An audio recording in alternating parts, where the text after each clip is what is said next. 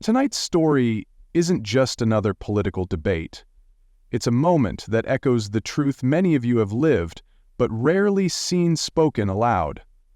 In a high-tech arena built for performance, one woman rose above the noise to speak for the forgotten backbone of this country.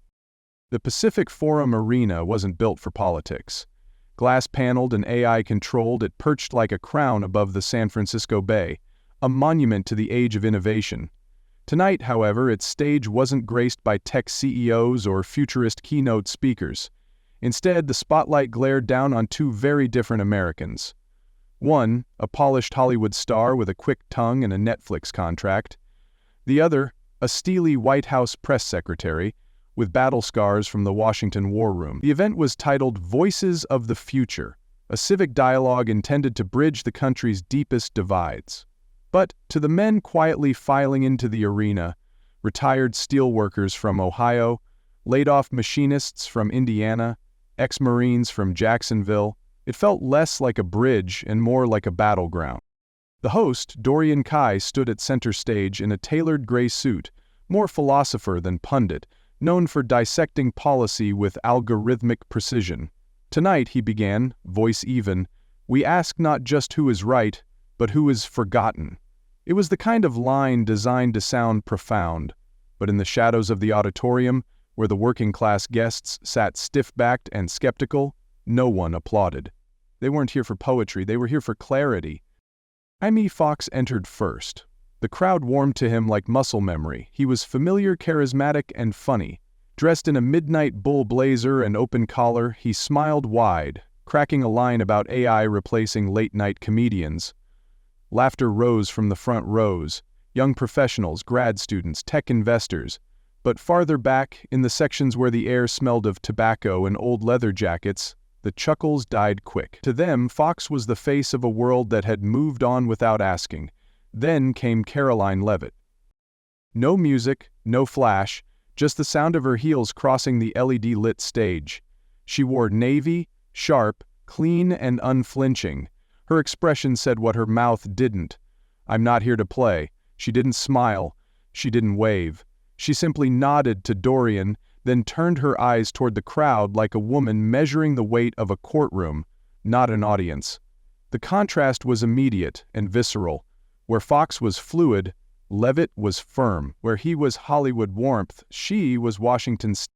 The first camera pan showed the divide clearly. Rows of men with union hats and folded arms sitting across from rows of tablet-holding interns in Patagonia vests. The arena may have looked like the future, but what it hosted tonight was something far older, a reckoning. As Dorian introduced the debate with a final question, what kind of leadership does America deserve now? The screen behind him flickered, with the American flag rendered in digital light. It shimmered like a promise and a warning. The crowd held its breath, and the silence before the first word was heavier than anything either of them would say. Jaime Foxx leaned into the podium like he was hosting a late-night show, his smile stretched wide, disarming, almost rehearsed. If tonight's about leadership, he said, adjusting his mic with ease, then let me just say, thank God robots don't run for office, yet. The front rows erupted in laughter, young, tech-savvy, idealistic. Foxx rode the wave, arms animated, voice bouncing with rhythm. I mean, let's be honest, the only thing more dangerous than AI is someone tweeting at 3 a.m. in all caps. Another burst of laughter, this time sharper, knowing. The joke was clearly aimed at Trump, and the chuckles from the Silicon Valley crowd signaled their approval. It was clever, glib, and perfectly delivered. But as the camera cut to the back of the room, the mood shifted. The older men, many with calloused hands resting on denim thighs, caps low over tired eyes, sat unmoved.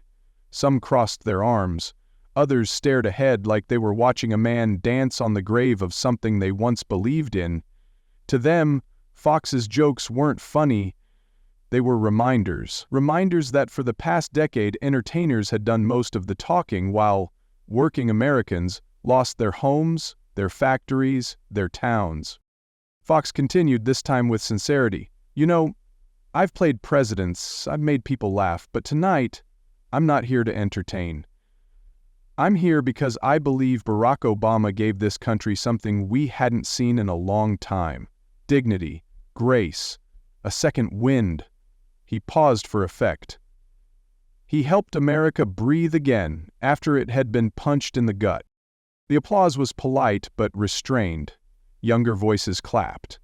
A few echoed from progressive corners of the room, but the men in flannel and boots, those who remembered the layoffs, the slow deaths of their local economies, remained still. Fox pressed on, eyes bright, his tone pivoting from hopeful to teasing. And then came the tweets, the circus, the chaos. He glanced toward Leavitt. Now, we've got a new face defending the same old fire. A ripple of laughter followed, but Leavitt didn't flinch. She didn't take notes. She didn't blink. She simply waited. And for the first time, Fox's timing stumbled. Not because he wasn't funny, but because somewhere deep in the room he sensed it. This wasn't a crowd looking for a performance. This was a crowd looking for a reckoning. Karoline Leavitt didn't walk to the microphone, she claimed it. No preamble, no opening joke. Her voice cut clean through the dim arena like a chisel on steel. "I won't waste your time with punchlines," she began, eyes not on the host, but on the rows of weathered men in the shadows of the back seats. "Hope is not a policy, empathy doesn't put food on a table, and dignity isn't something you get from a speech, it's something you fight to keep when Washington forgets your name." The room froze. Dorian Kai, the ever-steady moderator, leaned forward as if bracing for something unplanned. Even Fox sat straighter. "Let's talk about the real legacy of the Obama era," Leavitt continued, her voice unwavering, her rhythm deliberate. "Let's talk about the 60,000 factories that shut down under his administration. Let's talk about the men in this very room who watched their jobs sent overseas while Silicon Valley clapped itself on the back for progress." She gestured broadly toward the glass walls above them, the tech elite seated in polished rows, some now shifting uncomfortably in their seats. Fox smirked and leaned toward his mic, but Leavitt raised a hand, just slightly, and the interruption died before it began. "This isn't about feelings, it's about outcomes. You tell a man who just lost his pension that he should feel proud because his president was well-spoken? No. He wants his country back, his pride, his work, and his voice." A murmur rolled through the back of the room, low and rumbling, like a train coming up a mountain pass. She went on. "I come from the Northeast. I watched my uncle close his welding shop after 3 decades because innovation meant outsourcing. I watched families drown in paperwork while elites debated hashtags. And now I'm supposed to sit here and smile while someone who pretends to be the president for late-night laughs tells you that your pain was part of the plan?" That line hit like a dropped anvil. Even Dorian's tone flattened. Fox's charm wilted under the weight of silence. Leavitt turned her full attention toward him now. Not a sneer, not even contempt, but the kind of cold assessment that said, "I see right through the act. You're not the villain here, Mr. Fox. You're just the product. You gave you the script, you delivered the monologue, and while you were getting likes, real Americans were getting left behind." The silence that followed wasn't awkward, it was respect. She stepped back from the mic. Just a step, but the air felt changed, tighter, like everyone had suddenly noticed gravity again. For a moment, Fox looked like he might say something, but his smile faded, his hand tapped his knee, and then he did nothing, because he knew. This crowd wasn't waiting for the next laugh, it was waiting for the next truth. And Karoline Leavitt had just delivered the first blow. Jaime Foxx leaned into the microphone, his grin thinner now, his eyes flickering toward the back of the room where applause hadn't returned. He tapped the desk playfully. "Karoline," he said, drawing out her name like a setup, "with all due respect." He paused. It was the kind of pause seasoned performers use right before a punchline. But the air in the arena wasn't laughing anymore. He didn't notice. "You talk like you've got the whole Rust Belt riding on your shoulders, but let's be honest. You're just the latest MAGA soundbite sharpened for Fox News and flung at the rest of us like a boomerang." A few chuckles from the front row, some polite clapping from the interns, but from the veterans in Section 3? Silence, cold and deep. Karoline didn't flinch. She tilted her head slightly, her eyes narrowing not in anger, but in something far more unsettling. Control. "Don't hand me respect if you've already decided I don't deserve it," she said, voice low and cutting. "I didn't fly out here for applause, Jaime. I came to say what a lot of Americans are too tired or too broke to say themselves." Fox tried to jump in, but she kept going. "Every time you laugh at Trump or mock a small-town voter on late-night TV, you're not punching up. You're punching out, taking shots at people who can't fight back because they're too busy holding up what's left of their lives." That line landed like steel hitting concrete. Dorian Kai cleared his throat, trying to steer the conversation on economic equity. But the room wasn't listening to Dorian anymore. It was locked on the standoff. Fox straightened, trying to pull things back with a laugh. Okay, we get it, you're tough, but don't come in here acting like Obama was some tech god. That man pulled us out of a recession. He didn't invent the iPhone." Leavitt let him finish, then spoke, her voice steady. "No, he didn't invent it, but he let the people who made it become untouchable. And while Silicon Valley soared, towns like Ashland, Pennsylvania, crumbled. You ever been to Ashland, Jaime? He soared too after being greatly mistreated." "Well, you ever been to Ashland, Jaime?" Fox blinked. "No." "I have," she said, "and they're not laughing." That's when the audience shifted. Physically, men adjusted in their seats, arms uncrossed, heads tilted forward. Fox looked around, sensing the ground slipping beneath him. He reached for another quip. It never came.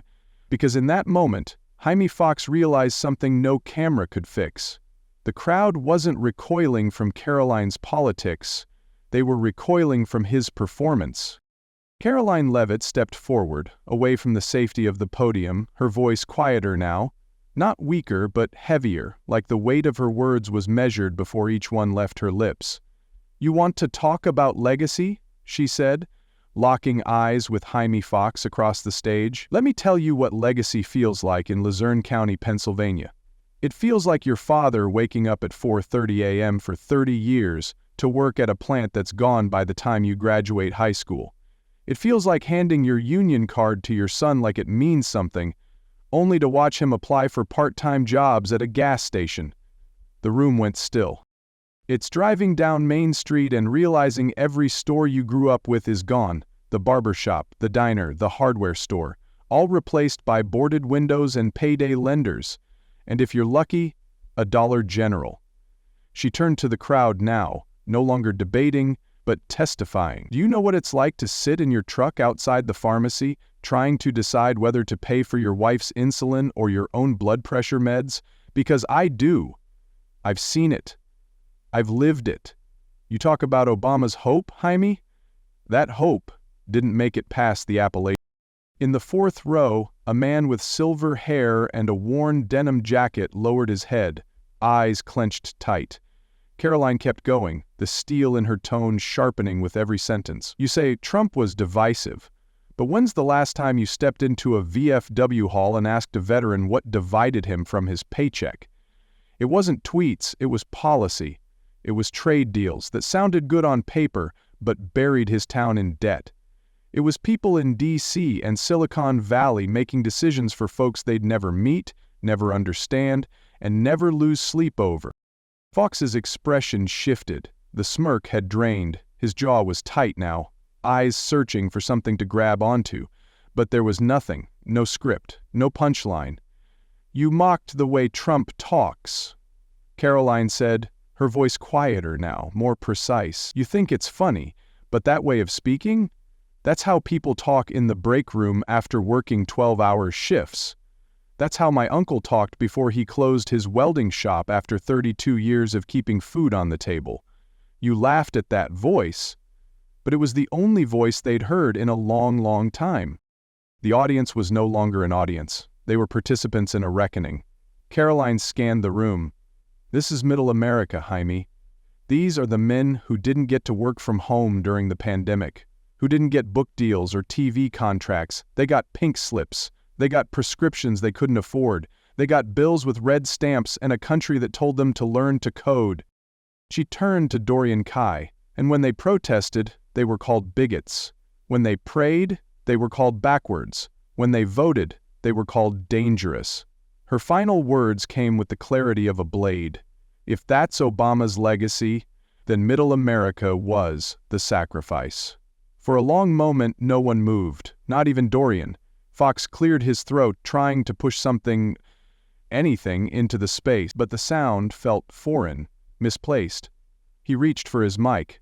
The wire tangled in his fingers. Karoline didn't wait for him to speak. She turned back to the crowd and nodded. And that's when it happened. A single clap, then another, then dozens, hard and calloused, smacking together in a rising rhythm, not for politics, but for truth. Some stood, some just nodded, eyes glassy, but the room had shifted. It was no longer divided. It had chosen. Not a party, but a voice. Karoline Leavitt had put Middle America on trial and won the verdict not with rage, but with remembrance. For a few seconds, after Karoline's final line in the last segment, "If that's Obama's legacy, then Middle America was the sacrifice." There was no sound, no movement, no moderation, only the steady hum of camera cranes tracking across the arena, capturing a silence thick with realization.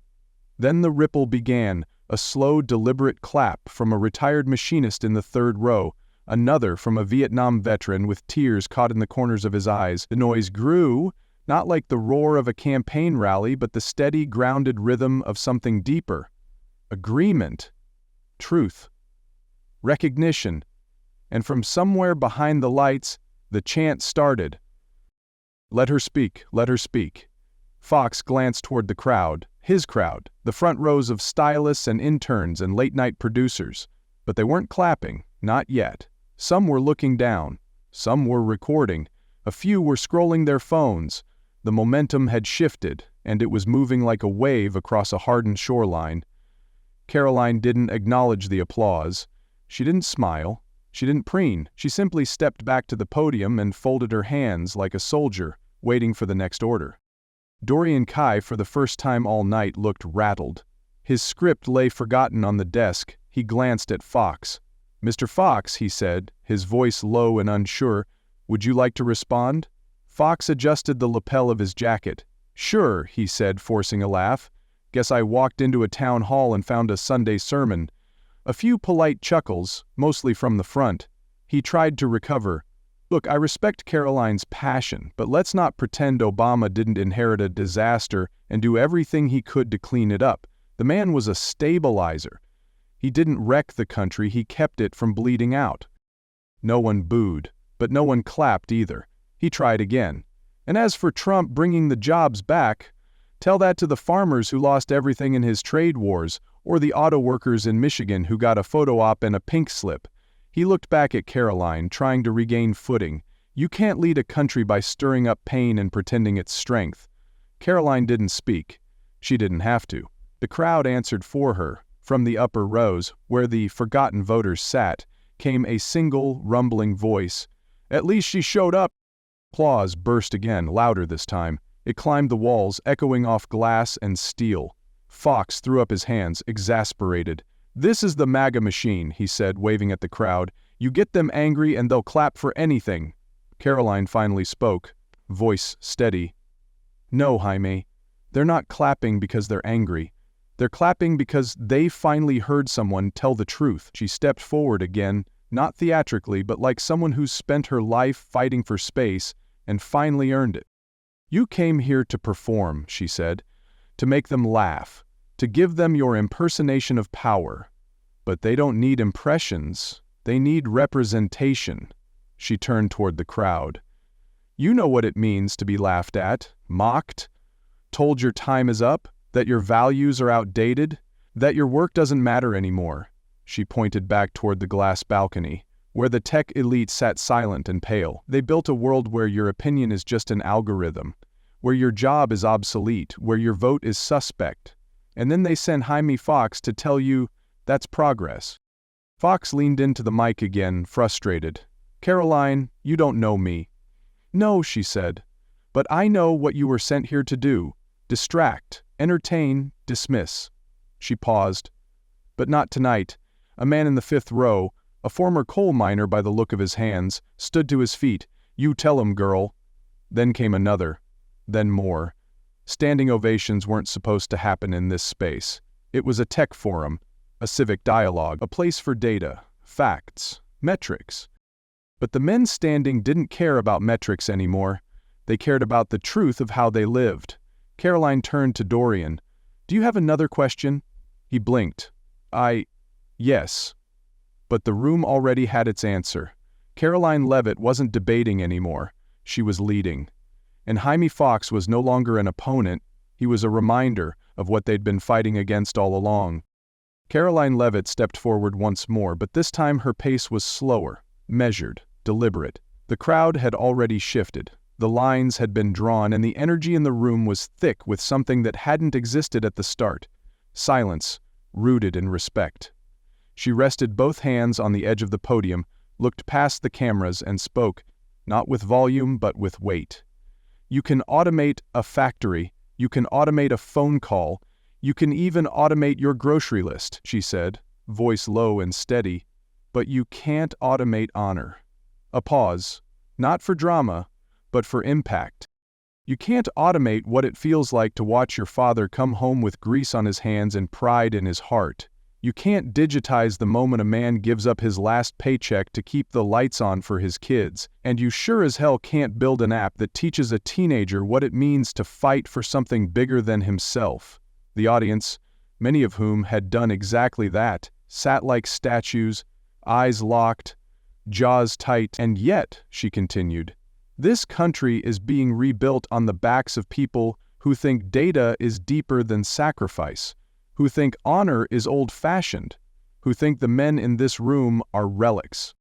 She turned again toward Jaime Foxx, who now sat back, shoulders rigid, lips pressed together, eyes glassy, not with tears, but with the grim recognition of defeat.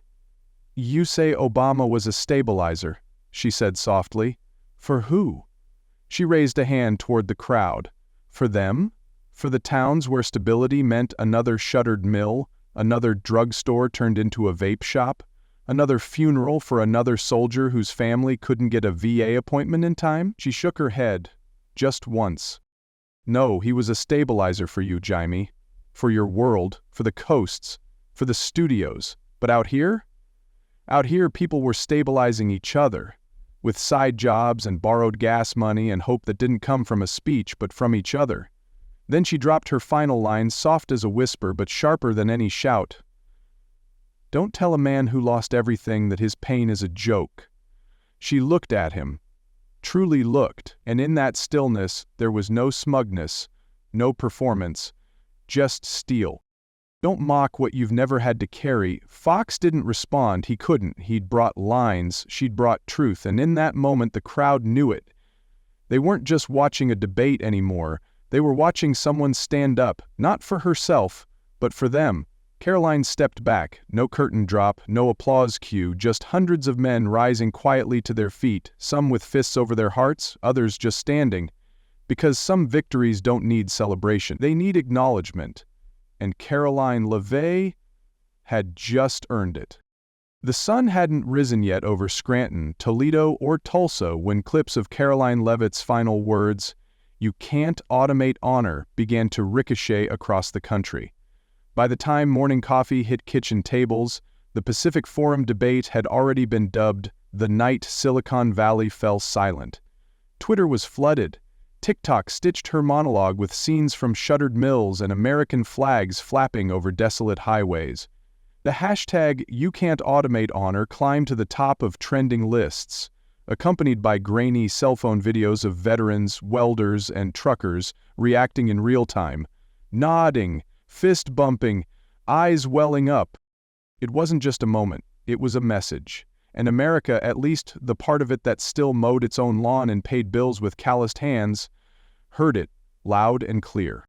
In barbershops across the Midwest, men who hadn't watched political debates in years sat with arms folded, eyes fixed on the screen as Karoline's voice played again on morning news loops.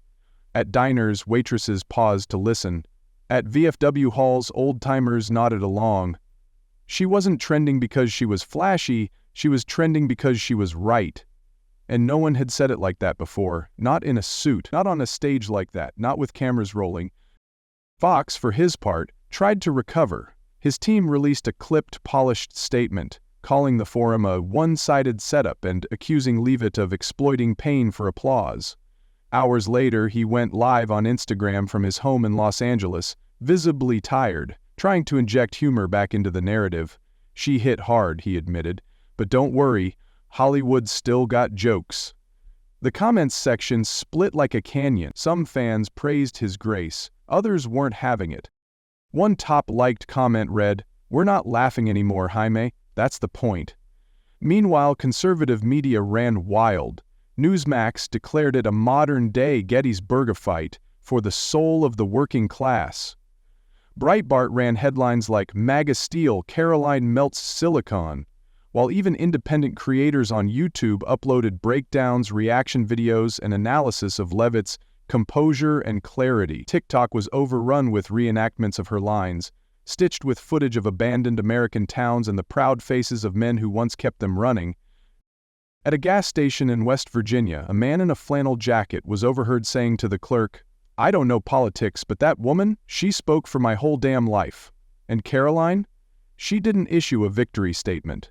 She didn't retweet the memes, she didn't bask in the moment. She flew back east that same night, landing quietly in Allentown, where she spent the following day visiting a family-owned machine shop that had survived 3 recessions, 2 layoffs, and a flood. No reporters, no podium, just handshakes, stories, and the quiet strength of presence." Later, a local AM radio host asked her about the debate. Her answer was simple. "That wasn't about Jaime. It wasn't even about me. It was about every man in this country who wonders if anyone still hears him." And now, they did. The story of Karoline Leavitt at the Pacific Forum wasn't just about political theater. It was a reckoning. In a world obsessed with speed, spectacle, and sound bites, Leavitt reminded a divided nation that dignity doesn't go viral, and honor can't be streamed. Her quiet strength and unwavering clarity cut through the noise, speaking directly to a generation of men who've been overlooked, dismissed, and mocked by a culture that rewards flash over foundation. The lesson is clear. Leadership isn't about being loud, it's about being rooted. While Jaime Foxx brought charm and performance, Karoline brought memory, truth, and grit. She didn't win by shouting down her opponent, she won by standing with the forgotten. And in doing so, she reminded America that the values forged in sweat and sacrifice still matter, that you don't have to trend to lead, and you don't have to entertain to be respected. In an age where honor is often treated as outdated, Karoline Leavitt made it modern again. And for every man who ever asked if anyone still sees him, the answer was yes, loud and clear.